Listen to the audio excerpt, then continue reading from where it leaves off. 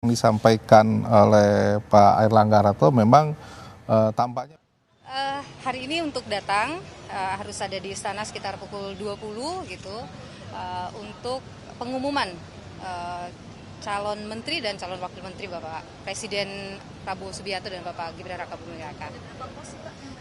Saya tidak dapat informasi detail ya berapa pos, yang jelas hari ini saya hanya diberitahukan tadi dihubungi oleh Bapak Mayor Teddy, Pak Teddy, untuk datang ke istana sekitar harus ada di istana pukul 20. Sore ya tadi, sekitar sore hari. Ya. Nanti diumumkan oleh Bapak Presiden, detailnya nanti setelah di pengumuman ya. Oke, terima kasih ya.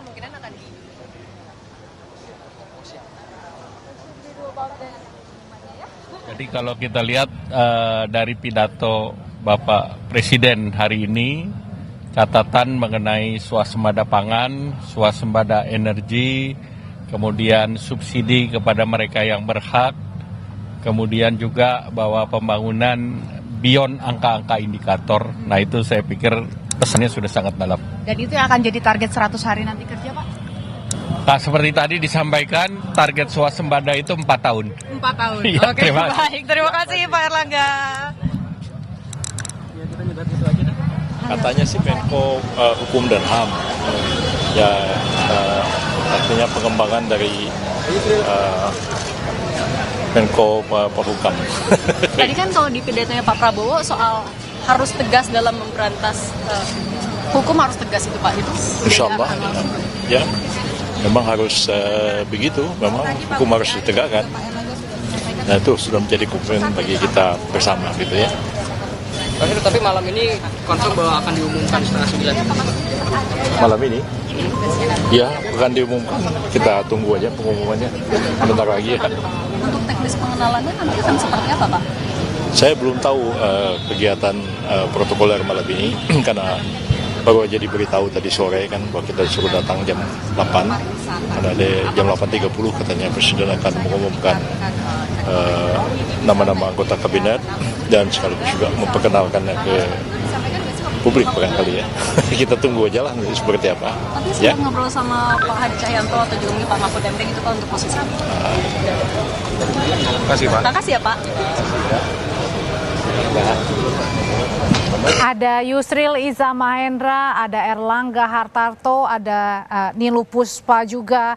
Tadi kalau menteri yang sudah terdahulu, Pak Airlangga ini yang paling berani nampaknya Mas Tauhid Ya.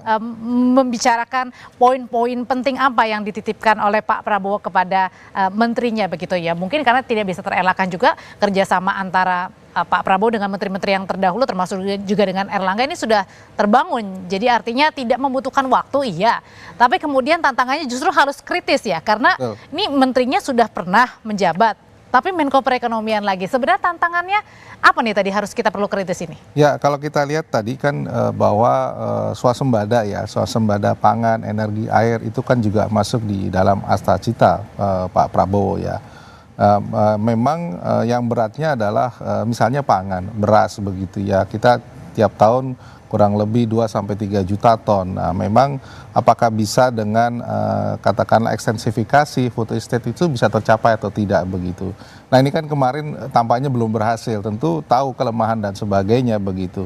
Nah dari situasi ini apakah memang ini dimandatkan oleh Menko Perekonomian sebagai koordinator bisa melakukan itu semua begitu ya, termasuk isu di katakanlah kemandirian energi ya. Kemandirian energi relatif lebih sulit karena apa ya, kita sebagian besar masih impor katakanlah minyak dan sebagainya. Nah ini yang saya kira ada yang kemungkinan bisa mendekati berhasil atau memang agak sulit dalam waktu 5 tahun bisa tercapai. Challengingnya karena ini adalah menteri yang lama, termasuk Pak Airlangga, tahu celahnya dan mana yang kemungkinan bisa cepat, mana yang kira-kira mengatasi tantangan tadi begitu. Oke, ini kita kembali berada di istana. Tadi Rosan Roslani juga sedang diwawancara.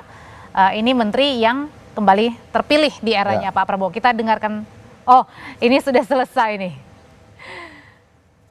Baik, kita dengarkan lagi berikutnya dari Ketua Umum PAN, Zulkifli Hasan. Pengumuman menteri. Pengumuman menteri benar ya Pak ya? Iya. jam 8.30. Ya.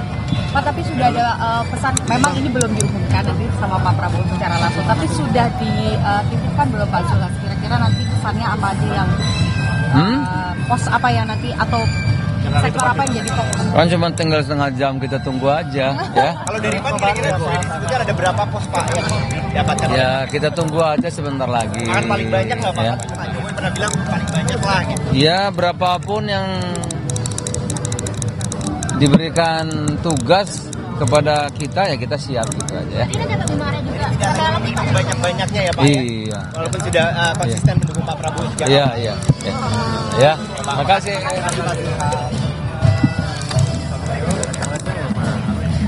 Tapi dari Golkar Pak Bahlil. Ya nanti sebentar kita akan menyaksikan kalau andaikan diumumkan dan itu kader Golkar katakanlah itu karena penilaian objektivitas Bapak Presiden Prabowo. Yang kedua, memang Golkar sebagai partai yang sudah malang melintang dan berproses panjang selalu mempersiapkan kader-kadernya yang terbaik. Dalam pandangan objektivitas Pak Presiden terpilih, mungkin dianggap bahwa posisi-posisi yang telah Pak Presiden itu Golkar bisa mengabdikan diri kepada negara. Pak di era Pak. Kader Golkar yang akan mengisi posisi menteri dan juga wamen, kira-kira ada berapa nih Pak sebetulnya? Nanti sebentar kita lihat. Pak Jokowi itu nggak pernah Pak habis mengucap sumpah malamnya itu langsung pengumuman kabinet, kan biasanya ada beberapa hari. Ini artinya lebih solid daripada kabinet Pak Jokowi apa gimana?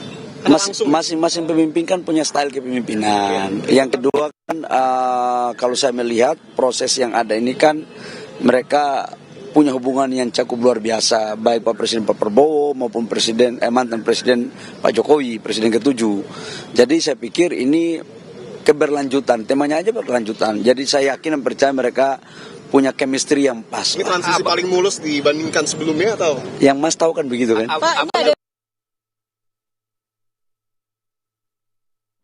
Baik, ini memang sudah semakin banyak calon-calon menteri yang tiba di istana. Ada ketua umum partai politik juga yang tiba di Jakarta yang juga turut hadir ke istana dan ini membuktikan 100% akan mengisi menjadi pembantu. Sangat peduli pada kepentingan rakyat. Beliau tidak ingin lagi ada penindasan, tidak ingin ada penderitaan, tidak ingin lagi ada kemiskinan, tidak ingin lagi ada kelaparan. Dia ingin Indonesia menjadi bangsa yang terhormat, bermartabat, dan membanggakan. Gitu ya, cukup ya, terima kasih. Terima kasih Pak Riza. Ini KKP.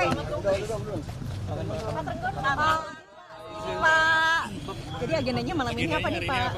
Hari ini dipanggil, katanya mau diumumkan. Dikabari dari jam berapa Pak Trenggono?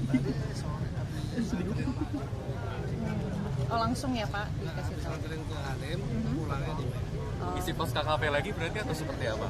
Pak KKP atau bisnis Pak? Pak ada tanggapan Pak soal visi misi Pak Prabowo kalau dari sektor KKP kan tadi ada swasembada pangan dan segala macam. Ya itu bagian dari pangan.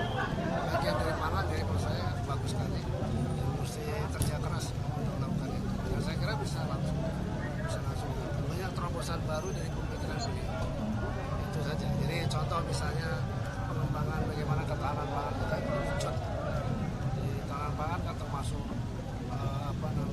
karbohidrat, lemak, protein ya. Itu kita memang harus kuat. Kalau untuk membantu program makan siang gratis juga ya tentu kalau pangannya kuat, sumbernya kuat, nggak ada masalah juga. Terima kasih Pak. Ada informasi informal ya, tapi sekali lagi kita tunggu kepastiannya dari beliau-beliau. Kira-kira udah kasih belum Mas agendanya tuh apa aja? Misalkan akan ngapain di sana? Apa akan Sudah ada. Nanti konfirmasi langsung ya. Yuk, makasih ya. Selamat ya Mas. Mbak Riza selamat Bang. Udah cukup.